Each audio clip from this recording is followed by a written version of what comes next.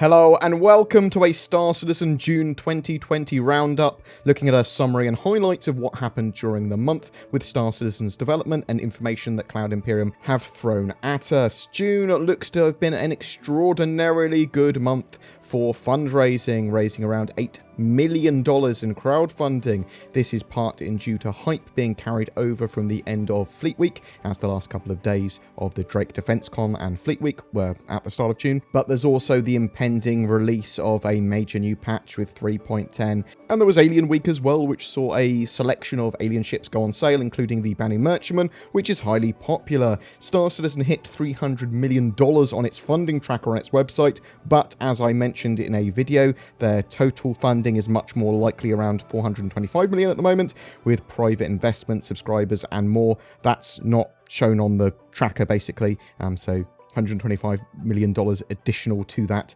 at least, in my opinion anyway. It's a huge amount of money, whatever. During that Alien Week, we saw various festivities, community competitions, lore posts, and a message from the Banu that the community went to translating and was pretty accurate with it when the message was revealed. It wasn't anything as a big announcement. It wasn't like a new ship or a free item or anything. It was just a happy first contact day message and advice on how to sell things to humans as part of the Alien Week sort of festivities. But I feel it may have been a test for potential future reveals and maybe even in-game uses of alien languages. How easy and quick is it for, and accurate, can a community translate these sort of like messages, because they've obviously had Britton Watkins and actually people building out these languages, so they're real languages to an extent.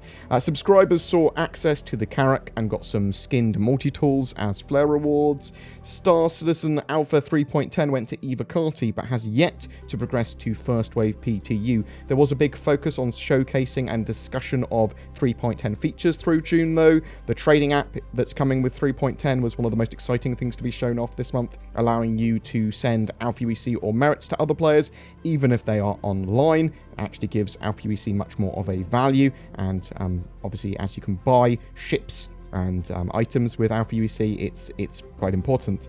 We saw lots on the Lightning Bolt company Electron weapons with the sniper rifle and pistol that's in 3.10. They are using a new damage type, which does a little bit of like an AoE and pulses if you hit a target that's recently been hit with the weapon as well.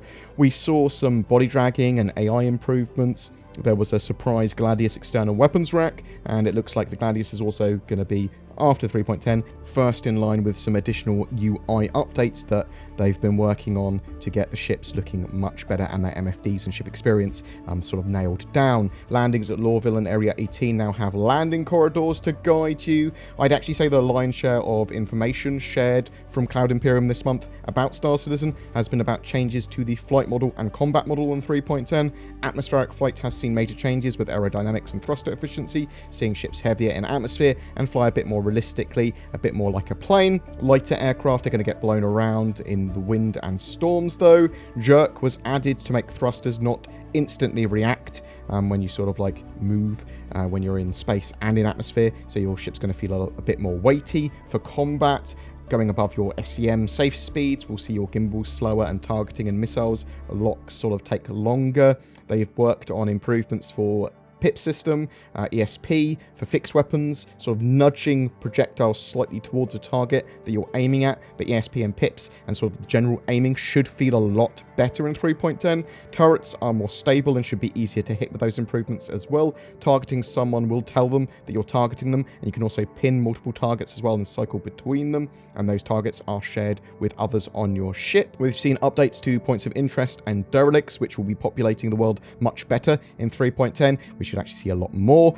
There were some location updates beyond that for 3.10 as well. We know that Grimhex is getting a much more in-depth landing zone, and they've been showing that off. There's going to be more updates to New Babbage with new hangars and shops with the factory line. Lots of items to buy in the game. We should see more of the flyable ships available in these shops in-game as well in 3.10. You'll be able to customize your ships by purchasing skins from in-game as well from places like Dumpers Depot. So lots of cool little customization, lots of little bits there. Beyond 3.10 though, we've seen various work on Pyro 1 and 2, those planets in the new system throughout the month. They've been sort of like taking a bit of a look at them and some of the updates to them. The background of Pyro 2 is getting changed somewhat to support something more interesting and less of an empty husk world, something a bit more interesting to visit. I suspect it will be heavily visited by miners potentially in the future. Previously in lore it was supposed to have been picked clean of its minables, but as they're changing its sort of background, I suspect that it's going to be a lot more viable to make a lot of profit there. We've also seen some work on giant apex predators that will be coming at some point in the game, the Pyro Crabs. Giant Cthulhu-esque, glowing, sort of sea-esque creatures. I really, really like the look of the Pyro Crab. They sort of like talked about a queen and lots of little worker crabs running around with it. They are absolutely huge. They will obviously be in Pyro.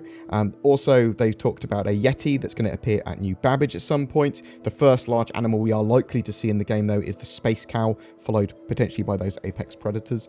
We also saw a lot of ongoing work with Crusader, its landing zone Horizon as well as cargo and refinery decks were shown off a huge amount this month. Their sort of like white and grey box phases are ongoing. They're building out these important facilities and associated gameplay at the moment for Alpha 3.11. So this is going to allow space stations to refine your ore, have a place for mining gameplay, to be able to get sort of like mining missions and do all your mining activities in a single area when it comes to like the administration and working out what you're doing. Not the actual mining, but the refining and the sort of purchasing of equipment and stuff. Also, the cargo decks, that's going to be all things cargo related, cargo missions, escort missions, and pickup missions and that sort of stuff are all going to be dealt with there. Eventually you'll be able to rent space, all that sort of jazz. June saw further testing of Theatres of War with another testing weekend and also a AMA and Ask Me Anything. While Theatres is not ready for a wider tester group beyond the EVOCATI yet and beyond the sort of like testing weekends, they will be doing another test after 3.10 goes live. There's been a lot of optimization and feedback-based updates done to the gameplay mode, apparently, with some major issues being client performance and balance potentially being addressed. We saw Vandal ship updates that will be coming from Squadron 42 to the Persistent Universe at some point. The Scythe has been balanced out visually and looks magnitudes better in my opinion, as does the Glaive, and the Glaive is much more its own ship now. It's no longer a symmetrical scythe. These two ships are absolutely fantastic and are much more in line with the Blade and the new Vandal look. The Vandal ships have different cockpits from their replica and captured versions, because humans will sit in seats differently and have, need for smaller cockpits. Vandal are larger, and the versions that we're getting that will be in players' hands will be the human cockpit versions, although they will have the same bodies and everything else other than the cockpits as the Vandal versions, if you see what I mean. Cloud Imperium reaffirmed their plans for PvP gameplay as well this month, which is that some star systems will be more secure than others, and PvP is unlikely and very hard to do in some areas, but there is still going to be the potential for it. There are security forces and laws to prevent RDMing and griefing and sort of like random PvP though. Other areas like Pyro might be much more dangerous, much more like the Wild West with no laws or less security protections for players. Players that focus on PvP will have more missions focused towards that as they build more rep in those areas, but there's probably going to be counter missions and bounty hunting and stuff like that going after them as well, which obviously plays more into the PvP gameplay anyway. We saw a dev post with a huge list of updates that the StarEngine has over Lumberyard that Cloud Imperium have been building out for their games for a few years, and we know that Cloud Imperium have continued to work on their Gen 12 renderer solution and Vulkan integration, and we should actually hear more about that pretty soon. They've been getting back-end services and redundancies in place during June for 3.10, so this is sort of like getting the servers and login servers and all that sort of stuff more stable. The databases, the iCache for that's been making progress. They don't want to have resets where possible for persistence and assets, so they've been trying to get that more stable and locked down. They don't want to have degraded performance with their back-end services, so a lot of work has been going into that. Further to the Gladius UI getting updated, there's actually been a lot talked about for updates coming to general UIs and HUDs and stuff like that in game. They're building out a huge amount of the UI now with the building block system, their new system, and that's dealt with a huge amount of long-term bottlenecks that they've had in place because they couldn't get the UIs out fast enough and they didn't have these sort of like tools in place, but now they do. So they've been building out stuff for gameplay and accessibility to systems and UI interactions for various things, making the ship experience better is going to be one of the first major things that we see. A grid-based inventory system is being worked on as a step towards physical inventory, but you'll see UI sort of like being heavily used for missions and that sort of stuff as well, in lots of different ways beyond just ship HUDs and the helmet HUD, and they're all getting updated. We know that they've been prototyping fires on ships and stations, and we've seen some early tests that make use of props and the environment to fuel them. We've seen sign distance field tech used to create more visually appealing atmospheric entries, which will be in the game in the future. They've told us the 100 series of luxury Origin starter ships, the 100i, 125a, and 135c, are all planned for 3.11, and the Mercury Star Runner is still pegged for 3.11. Work on the Mercury Star Runner and the Crusader Hercules Starlifter both are seeing work and are expected this year. It wasn't all progress though. There were some delays and bits that we're waiting on still. We did see the elevator panel UI updates, the law system surrendering mechanics, and the mission giver Eddie Parr that's supposed to be at the bar at New Babbage all slipped from 3.10, with the former 2 being pushed to 3.11, but Eddie has yet to be confirmed where he's going to return. Most disappointingly this month, docking slipped from 3.11, and we don't have a confirmation yet of when that feature will be re-added to the roadmap. This is combining ship-to-ship and ship-to-station docking. Cloud Imperium did say that they are working on ship or vehicle-in-ship spawning, and that feature has yet to appear on the roadmap as well. It could be part of docking, but we don't 100% know yet. We are still waiting on a Squadron 42 update video from Cloud Imperium. They had originally delayed the one that they had ready to go because it just wasn't up to spec. They wanted to have some more B-roll for it. They wanted to revise the video because it wasn't up to their standard. So that's going to be ready when it's ready and then go out to us at some point. Though not totally a blackout, as we have the monthly reports for Squadron. The roadmap updates have been discontinued for Squadron 42 at the moment, and we're waiting on Cloud Imperium's new way of conveying more Squadron 42 development info to us still. I'll put leaks at the end of these sort of like monthly update videos as well, so people can avoid them here if they want. So it's only going to be a few seconds of leaks.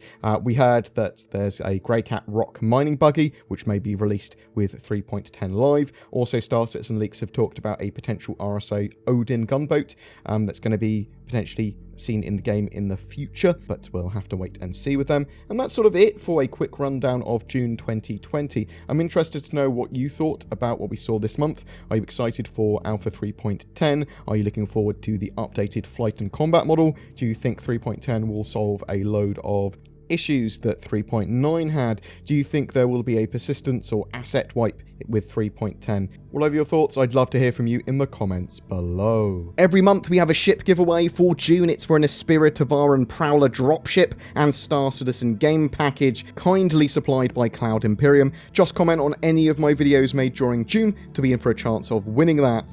Oh, what's that? What am I shilling for this month, you ask? Well, the same thing I shill for every month. If you need a VPN, then check out NordVPN. It's a cheap, fast, and has a load of benefits over free VPN services. Consider it for security, privacy, protection, content accessibility, and even to help with bandwidth limits. You also get a shipload of money off via the links below. I am BoredGamer. I was going to go with BoredVPN, but that didn't sound right. NordGamer sounds perfect for my shillingness. Also, if you're looking for a gaming PC or a gaming PC upgrade, instead consider Shadow. It's a subscription-based service that starts around $11 or £12 or some euros, and that streams a Windows 10 system to your device, be it another PC, laptop, phone, or TV, using the powers of the internet, and there's a wide range of hardware to meet your needs. It means you don't have to maintain your own rig, so if you dream of 4K gaming and you don't want to break the bank, it's an option. All their services are very suitable for Star Citizen, but there may be a waiting list based on what country and state you are in.